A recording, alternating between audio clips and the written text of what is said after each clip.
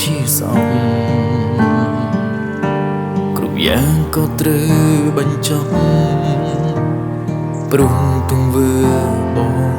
ចង់មានពេលសុំទៅស្ងួននៅកំហុងធ្លាប់សាងកន្លងតែអាចបានទីនោះឡងផ្ដល់ឱកាសឲ្យបងបានកែតែពេលនេះអូននៅទីណាដឹងទេថារៀមរាកំពុងតែនឹកអូនពេលកន្លងបងចង់សុំទោសស្ងួនផ្ដល់ឱកាសបានទីឲ្យបងបានកែ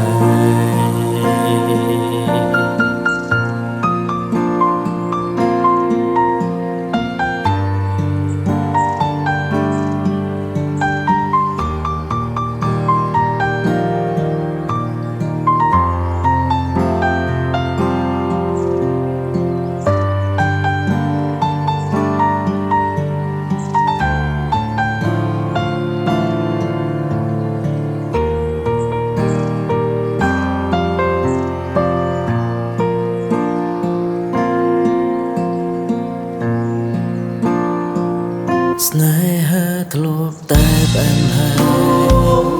ពេលនេះប្រែទៅជាសោកគ្រប់យ៉ាងក៏ត្រូវបញ្ចប់ព្រោះទង្វើ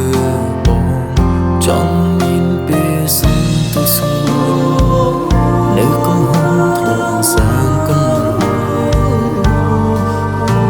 តែអាចបានទីនោះឡងឲ្យបងបានកែ